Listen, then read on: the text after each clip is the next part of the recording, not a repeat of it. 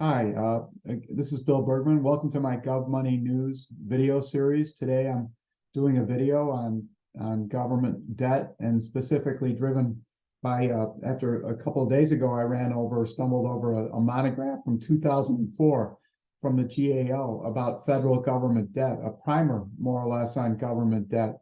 And this primer, I thought, provided a useful framework today for thinking about government debt.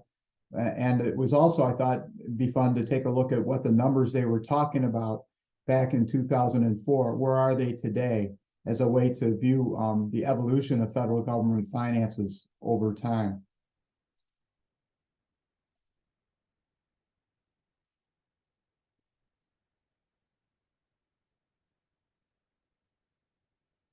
So here we are, a 2023 update on GAO's 2004 update on the federal debt. And what their update was a update of a primer, frequently asked questions on the federal debt.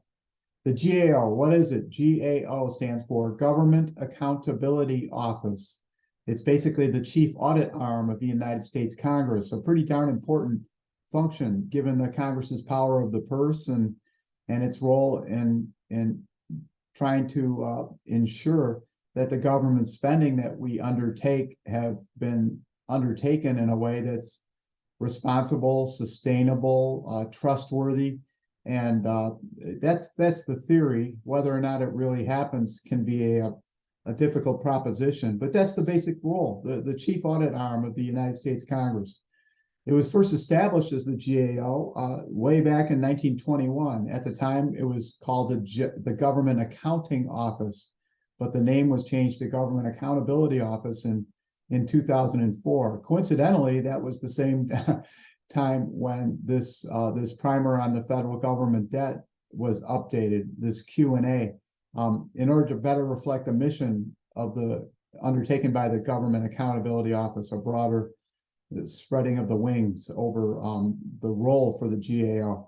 What does the GAO do? It provides, more or less in theory, independent, nonpartisan audit, evaluation, and investigative services for the United States Congress, looking into the government and how it's functioning, not just in terms of the accounting for the government spending, but as well as they have evaluation or performance audits, as well as investigations undertaken within the GAO. The title of that 2004 monograph was Federal Debt, Answers to Frequently Asked Questions. The monograph was introduced with a message from David Walker, the Comptroller General of the United States, the head of the GAO. He described the debt growth in the 1990s, the previous decade, and raised the question, why was it rising like it was, despite the fact that, it was rising in a period when we didn't have war or recessions normally responsible for similar increases in federal government debt. He took note in this 2004 monograph of late 1990s deficit reduction initiatives, but also emphasized that that apparent newfound discipline was being relaxed in the early 2000s. The debt at the time had written, and the debt held by the public, we'll talk about that definition in a minute, but the debt held by the public had risen to almost $4 trillion, reaching more than 1/3 of the size of the overall economy, or the annual GDP, the government statistic for the US economy. There's different ways to measure debt relative to something. A lot of people use debt to GDP. That's a whole book by itself. But just, as a benchmark, we're gonna talk about it and not get hung up on what you should or shouldn't compare debt to. But it's we were more than 1/3 of the federal government's measure of GDP in debt held by the public at the time this 2004 monograph came out. In his introductory message, he concluded with some some notes of concern about changing and future demographic changes and how they were going to impact the financial condition of federal government programs like Social Security and Medicare. And again, this was back in 2004. He warned that the debt, was and the debt developments that he was describing and the GAO staff was describing in this monograph were the debt held by the public were rising at, quote, to levels ultimately unsustainable by the U.S. economy. And some factoids in his introductory message included the fact that, again, debt held by the public had reached to 3.9 trillion, 36% of GDP. Debt held by government accounts, a different measure of debt, we'll talk about that, was up to $2.9 trillion. And net interest spending, the cost of debt, you got to pay the piper, you got to pay interest, had become the 6th largest item in the federal budget, or 7% of total spending. Again, this is back in 2004. Here are the table of contents for this monograph. I'd encourage you to check it out, Google it, try to find it. But how large is the federal debt? What is debt held by the public? What is debt held by government accounts? What is the difference between these two types of federal debt, the two previous, debt held by the public and debt held by government accounts? And finally, what is the debt limit and how does it work? That's the first section. We're going to look at what they were talking about, the numbers they used, and take a look at what happened over the last 20 years. How large is the federal debt, and compare it to back then? In 2022, the latest numbers that we have for the federal government's financial report of the U.S. government is for 2022. We're going to look at those numbers and compare them to the numbers in the monograph. One way to measure debt or talk about what debt is by the government is the gross debt measure. And they use that in this 2004 FAQ. Gross debt being debt held by the public plus debt held by government accounts. In 2003, the gross debt was about 6.8 trillion, with 3.9 of that being debt held by the public and 2.9 trillion the debt held by government accounts. By 2022, the debt held by the public had risen to $24.3 trillion. And the debt held by government accounts was up to $6.7 trillion. Or, we've quintupled or more than quadrupled, basically, the total gross debt. Again, gross debt is debt held by the public and debt held by government accounts. And the growth in the debt has been twice as fast as GDP since then. Gross debt, does that mean it's all the debt? That's kind of what it sounds like. However, there's other ways you can think about debt. And it's possible this gross debt measure isn't the best measure, and it may not be all encompassing, even though it's called gross debt. So gross debt, the first thing that it includes, again, debt held by the public. What does that mean? It's fundamentally the value of all the debt securities sold to the public by the United States Treasury that are still outstanding. And it was summarized in the 2004 monograph by the GAO as, quote, representing, quote, the cumulative effect of all past federal borrowing on today's economy and federal budget. One curious note, though, about this debt held by the public, both in 2004 and today, is that statistic includes debt held by the Federal Reserve, the Federal Reserve banks, which have a massive bond portfolio that they use to conduct monetary policy. And back in 2004, the debt held by the Fed was about 17% of the debt held by the public. So the debt held by the public, almost, more than 15% was held by the Federal Reserve, which in theory is an independent central bank, but whether or not it's really non-governmental, well, that's a matter of a few videos, a longer story. But by 2022, on the other hand, the debt held by the Fed within the overall debt held by the public was up to roughly 1/4 of a more rapidly growing debt held by the public. In other words, the Fed has taken a bigger chunk of change in the overall debt held by the public. since 2003. And in recent years, we've seen a dramatic reversal in the last year from an aggressive purchasing of Treasury securities in 2 years leading up to this year, when in the last year and a half or so, the Federal Reserve has conducted a more constrictive or contractionary monetary policy, and they're not buying as much debt as they used to, and the amount of debt held by the Federal Reserve has gone down since where it was a couple of years ago. A longer story. What is debt held by government accounts as opposed to debt held by the public?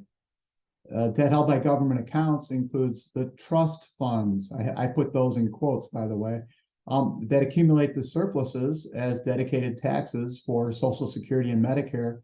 In the past have exceeded the spending for those programs. The cash coming in has exceeded the cash going out, and as a result, the programs develop, quote, surpluses, unquote, that are invested in special Treasury securities dedicated to those programs. Those are called debt held by government accounts, Treasury securities owed to government programs. That was about 2.9 trillion in 2003 and rose to 6.6 trillion by 2022. Again, those securities are obligations of the United States Treasury, but they're also viewed as, on the flip side, assets for these government programs. And longer story short, the likelihood is that under current law and policy, those surpluses or those trust funds are going to be exhausted in about a decade, and with significant implications for the performance and construction of Social Security and Medicare, but also for the federal debt. If the government has to borrow money in order to maintain current law and policy relating to the promises that it's made in Social Security and Medicare. Then the monograph went into, okay, what's going on with these two different types of gross debt? Debt held by the public, they described it as a burden on today's economy as well as taxpayers. And in turn, because it's a today burden, it's also reported as a liability on the federal government's balance sheet. That was true in 2004, and it's also true today. Intragovernmental debt, or the debt held by government accounts, was described in this monograph as a claim on future resources, not today's resources, but future resources. And something that by implication doesn't necessarily affect the current economy, and it's not recorded as a liability on the federal government's balance sheet. A longer debate there, and that's a story for a few videos too. Still, however, the monograph noted that the intergovernmental debt is a future burden on taxpayers and the economy, and it's worth noting that. But they also made the point, and I think it's valuable to recognize, here's the quote: trust fund balances do not provide meaningful information about program sustainability. And along those lines, on the one hand, the current intergovernmental debt or debt held by government accounts, if that goes down to zero with the program resources being depleted, that may not sound like a good thing, but wait a minute, why is that a good thing if federal debt is also going down in terms of gross debt as it's measured? And as a result, maybe intragovernmental debt is not a good, we've also got to consider the present value of the unfunded promises that have been delivered under Social Security and Medicare. That may be a better measure of the overall debt. So what's happened since 2004 to the present value of all these future promised payments under Social Security and Medicare? You can take a net present value of the promised payments under your assumptions for demographic and population growth, et cetera, and take a net present value of the expected payments, net of the expected taxes under these programs under current law and policy. And you can come up with debatable, but defensible estimates of the present value, discounting those future amounts to their present values. Back in 2003, using the financial report of the U.S. government, that was a negative, it was a hole of $21 trillion. It hasn't improved since then. In 2018, just to get a feel for what's happened in recent years, it was up to a negative, down to a negative $54 trillion, and the hole dug deeper since then. In 2022, it had reached a negative $76 trillion. A longer story, but the short version is that we face a huge hole in the entitlement programs that has to be addressed. And this was noted by Governor Walker. I'm sorry, Comptroller General Walker in his 2004 monograph. So the next question they addressed in this monograph: what is the debt limit? And we still have one today, and we had one back in 2003. It's defined as a constraint on the gross debt that I was talking about. That's how it's constructed in the law. It's a constraint on the amount of gross debt that can exist. The debt held by the public plus the intragovernmental debt. That's the gross debt. But is it a limit? Apparently not, if they change it whenever they have to. And in fact, the limit has gone from 7.4 trillion in 2003, when the debt that was subject to the limit was about $6.7 trillion. In other words, they were under the limit. However, well, where are we in 2022? If there was a limit that was 7.4 trillion on the debt subject to the limit, where are we today? Well, here's a link to a Congressional Research Service report in late 2022. Federal debt is again reaching its statutory limit, but the current debt limit, when they wrote this report 20 years later, was 31.4 trillion. Compare that to the the debt limit has risen dramatically. And so the current debt limit is 31.4 trillion, or 4 times as high as it was in 2003. In turn, that doesn't include the off-balance sheet entitlement debt, another topic for a future video. The concluding section of the monograph raised questions that are still worthy of exploring today, and we'll do a little teeny bit of that. But what are key considerations for the future? How will current fiscal policy path affect federal borrowing and budgetary flexibility? Does the debt limit provide a way to control the amount we borrow? What are some alternatives to the debt limit? Debt is one liability of the federal government. What are other potential ways to look at exposures or implicit commitments of the government? These are very valuable questions today, and they were valuable, they were very valuable at the time they were raised. And I'd encourage you, if you're interested in the federal government's finances and the history of its evolution, to look at the discussion in that 2004 amendment. They raised some very important points that we, as a republic, should have done a better job of addressing in the last couple of decades.